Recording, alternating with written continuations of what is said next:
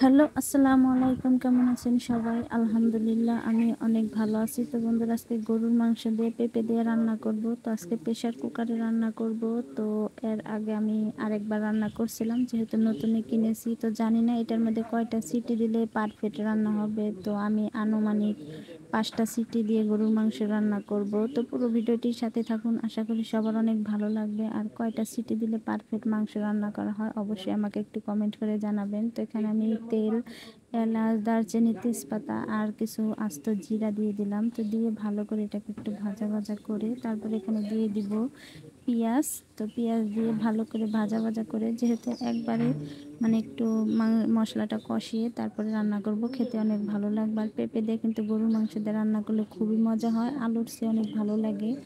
তো কে কে খেয়েছেন আর কে কে না খেয়েছেন অবশ্যই জানাবেন। আর আমার কাছে কিন্তু পেঁপে দিয়ে তারপর লাউ দিয়ে রান্না করলে গরুর মাংস খুবই মজা লাগে। আর আমার গ্রামের মানুষ পেঁপে, তারপর লাউ মানে দেশি লাউ সব কিছু দিয়েই খায়, যখন যেরকম হয় তো সেরকমই মানে খেতে হয়। তো এখানে আদা, রসুন, জিরা বাটা, এলাচ, দারচিনি বাটা সব কিছু দিয়ে তারপরে এখানে দিয়ে দিলাম মানে ধনিয়ার গুঁড়া, তারপরে দেব হচ্ছে মরিচের গুঁড়া, হলুদের গুঁড়া। আর হচ্ছে মরিচের গুঁড়াটা একটু বেশি দিলাম, যেহেতু গরুর মাংস একটু ঝাল না হলে কিন্তু ভালো লাগবে না। আর গ্রামের মানুষ বোঝেনি তো, প্রেশার কুকার এগুলো তো আমরা কখনোই ব্যবহার করি না, নতুন নতুন সবাইকে দেখে কিনেছি। তো রান্না করতেছি, জানি না কীরকম মানে তরকারিটা মানে স্বাদ হবে। তো এখানে আমি 3-4 চামচের মতো মানে দিয়ে দিলাম, মরিচের গুঁড়া দিয়ে দিলাম, তারপরে দিয়ে দিলাম পরিমাণ মতো লবণ। এখন একটু পানি দিয়ে ভালো করে মশলাটা কষিয়ে নেব, কষিয়ে তারপরে মাংসগুলো দিয়ে দিব। তো এখন ভালো করে মশলাটা চামচ দিয়ে ভালো করে একদম সুন্দর করে কষিয়ে নেব, একদম জাল মানে লাল লাল ঝাল ঝাল গরুর মাংস পেঁপে দিয়ে। খেতে কিন্তু মাশাল্লাহ ভালোই হয়েছিল, কিন্তু আমার কাছে মনে হয় আর 2টা সিটি দিলে বেশি ভালো হতো, আর একটু নরম হতো। তো আমি তো প্রথমবার মানে দ্বিতীয়বার রান্না করতেছি, প্রথমবার রান্না করতে মানে করছিলাম একটু নরম হয়েছিল, এই তরিকা আবার একটু শক্ত শক্ত ছিল।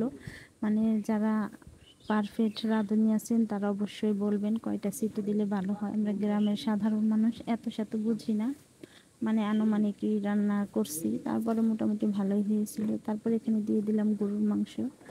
তো দিয়ে ভালো করে এখানে আগে 3টা সিটি দিয়ে নিব, তারপরে আবার পেঁপে দিয়ে আর 2টা সিটি দিয়ে নামিয়ে ফেলবো। তখন এই যে মাংসগুলো দিয়ে ভালো করে চামচ দিয়ে একদম মিশিয়ে নিচ্ছি, নাড়াচাড়া করে। তো কালারটাও দেখেন কত সুন্দর হয়েছে। এখন ঢাকনা দিয়ে ঢেকে দেবো একটু পানি দিয়ে, একটু কষানোর জন্য। আর গরুর মাংস কিন্তু পেঁপে দিয়ে রান্না করলে খুবই মজা হয়, তো অবশ্যই বাসায় একবার হলেও খেয়ে দেখবেন। তখন ঢাকনা দিয়ে ঢেকে দেবো একটু পরে। তো আমার কিন্তু বলক উঠে গেছে, এখন একটু পানি দিয়ে দিলাম, পানি না দিলে তো আবার যদি নিচে পুড়ে যায় তাহলে মানে ভয় থাকে, যেহেতু ঢাকনা খোলা যাবে না। আমার কাছে মনে হয় এভাবে রান্না করার চেয়ে মানে মাটির চুলায় রান্না করতে আমরা বেশি ভালো লাগে আমাদের, মানে গ্রামের মানুষের। মানে এরকম প্রেশার কুকার রান্না আমাদের কাছে বিরক্তই মনে হয়। তারপরে যেহেতু নতুন নতুন কিনেছি, একটু রান্না করে না দেখলে কীরকম হয়। তখন ঢাকনা দিয়ে ঢেকে দিলাম। তো 5 মিনিট পরে আবার ঢাকনা খুলে আপনাদেরকে দেখাবো।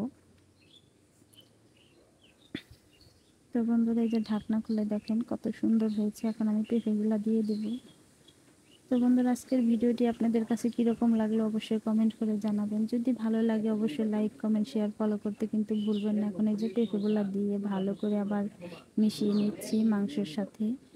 তো তারপরে এখানে আমি একটু ঝোল দিয়ে দিব, যেহেতু 2 বেলা খাওয়া হবে, একটু ঝোল না দিলে তো হবে না। মাখো মাখো করে খেলে তার আমাদের মানে 2 বেলা খাওয়া হবে না। এখন আমি পানি দিয়ে দিলাম, একদম ঢাকনা দিয়ে দেবো এখন। তারপরে 2টা সিটি দিলেই তারপরে নামিয়ে নেব। তো বন্ধুরা দেখেন কত সুন্দর হয়েছে মাংস, খেতেও কিন্তু মাশাআল্লাহ ভালোই হয়েছিল। মনে হয় আর 2টা সিটি দিলে ভালো হতো। তো বন্ধুরা, আজকের মতো ভিডিও এই পর্যন্ত। আগামীকাল ভিডিও দেখার জন্য অনুরোধ রইল। সবাই ভালো থাকবেন, সুস্থ থাকবেন। আল্লাহ হাফেজ।